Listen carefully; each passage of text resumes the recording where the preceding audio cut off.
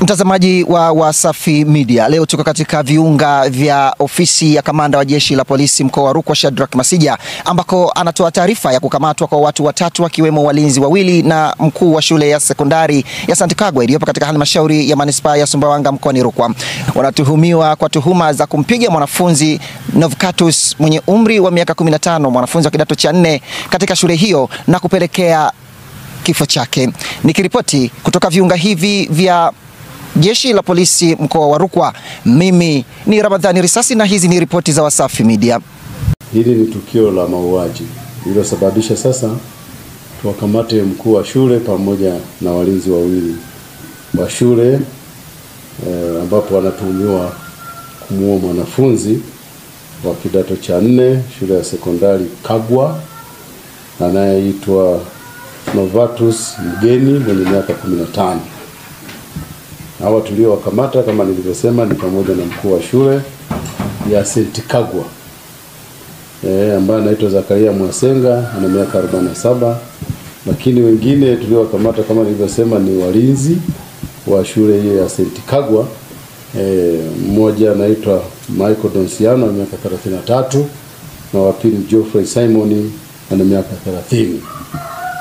Hawa ni kwamba tarehe 23 mwezi wa 3 2025 majira ya saa 8 usiku watuhumiwa hawa waliwashambulia wanafunzi watatu kwa kuwapiga na waya wa umeme, na hii ilitokana na kuwatuhumu wale wanafunzi ambao wote ni wa shule ya sekondari Kagwa kwamba waliruka ukuta wakaingia kwenye shule ya sekondari St. Kagwa, na kwamba baada ya kuingia kwenye shule hiyo waliingia kwenye mabweni ya wasichana. Kwa walivyokamatwa ndipo wakashambuliwa na huyo mwalimu pamoja na hao wanafunzi. Basi wanafunzi hao baada ya kuwa wameshambuliwa walifikishwa kituo cha Sumbawanga, kituo cha polisi Sumbawanga, na hatimaye hospitali ya rufaa Sumbawanga kwa ajili ya matibabu. Wanafunzi wawili walitibiwa na kuruhusiwa, lakini huyu Novatus yeye hali yake iliendelea kuwa mbaya na hivyo akahamishiwa hospitali ya rufaa ya Kanda kule Mbeya ambako alifariki akiwa anapatiwa matibabu. Kwa hivyo tunalo tukio hilo la mauaji, na watu hao tunaendelea kuwashikilia wakati tunakamilisha upelelezi wetu. Hata hivyo, wananchi wa halmashauri ya manispaa ya Sumbawanga wamekuwa na maoni tofauti kufuatia utoaji wa adhabu kwa wanafunzi kama wanavyoeleza. Kwa majina naitwa Livinus Linus, ni bodaboda hapa kijiwe cha Mahakamani. Wazazi wanatakiwa kuonyesha ushirikiano na walimu, hasa pale mwanafunzi anapokuwa ametenda kosa pale shuleni. Kitu cha kwanza natakiwa walimu wanakuwa na mawasiliano na wazazi ili kujenga ule ukaribu inapotokea mwanafunzi amefanya kosa lolote pale shuleni.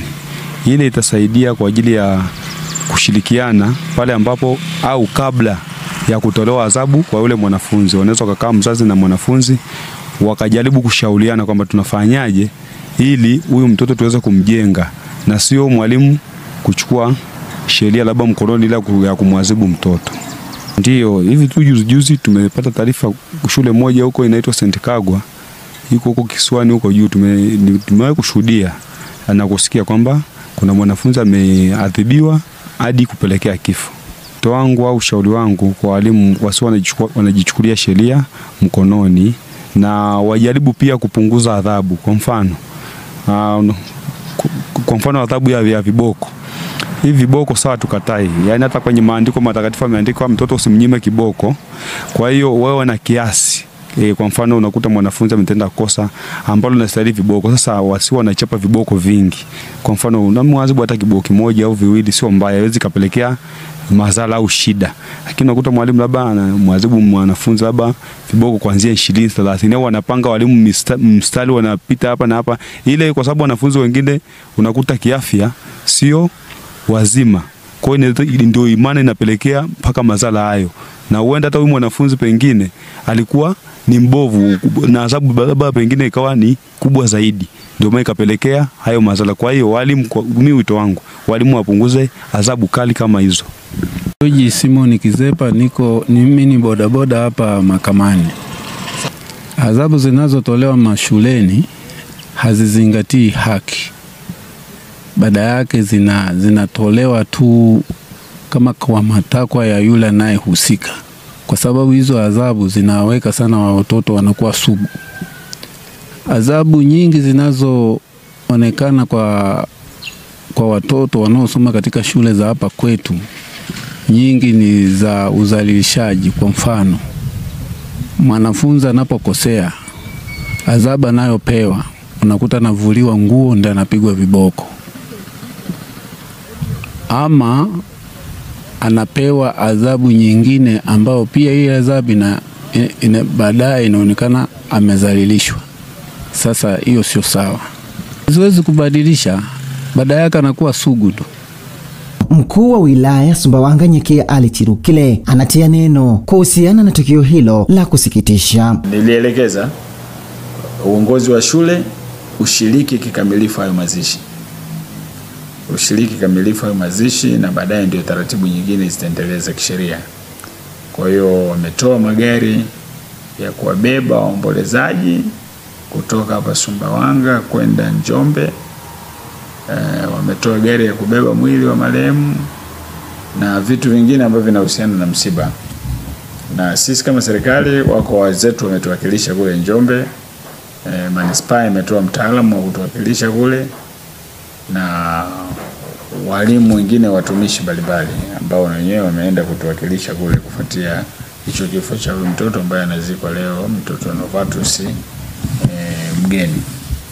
Tusipende kutoa adhabu ambazo ni zaidi ya kiwango, lakini imeshasemekana mzazi yoyote, mwalimu, mtumishi anayetaka kutoa adhabu kwa mtoto lazima aombe kibali kwa mkuu wa shule. Kwa hiyo lazima tuzingatie miongozo iliyopo ili kuhakikisha wenzetu hawaingii kwenye matatizo, kwa sababu hii sasa ni kesi ya mauaji kama alivyozungumza RPC, ambao mimi siwezi kuisemea, ila kuna watu kuwataumia mpaka bwana aje kutoka au aje kushinda hiyo kesi, inakuwa mtihani umeshaongezeka sana. Sitegemea na umri gani, siwezi kujiaminisha kwamba yuko kwenye umri kama kwetu kwamba ataweza kaa huko baadaye atafanya mambo mengine. Lakini tujiepushe sana, ndugu zangu walimu, kwa sababu tumeona hata majuzi Dar es Salaam kule, sio kwamba Gara sio wapi, kuna mwalimu mmoja naye wa madrasa ilikuwa mtihani kutokana na bakora anazotoka watoto. Jambo linalopelekea watoto sasa wanaogopa hata kwenda kujisomea masomo ya dini kwa sababu fimbo ni nyingi. Sasa na huku shuleni, tuwalee watoto wetu. Tuwalee watoto katika misingi ya upendo ili mwisho wa siku na sisi tuwekeze kwao. Jeshi la polisi mkoani Rukwa linaendelea kutoa wito kwa walimu na wasimamizi wa shule pamoja na taasisi za elimu kama anavyoeleza Kamanda Masija. Jeshi la polisi mkoa wa Rukwa tunatoa wito kwa wakuu wa shule, walimu, lakini hata na wale wasimamizi wa taasisi za elimu. Pale mwanafunzi anapokiuka taratibu za shule, basi watoe adhabu. Kama kuna lazima kutoa adhabu, watoe adhabu kwa mujibu wa taratibu zilizotolewa na Wizara ya Elimu.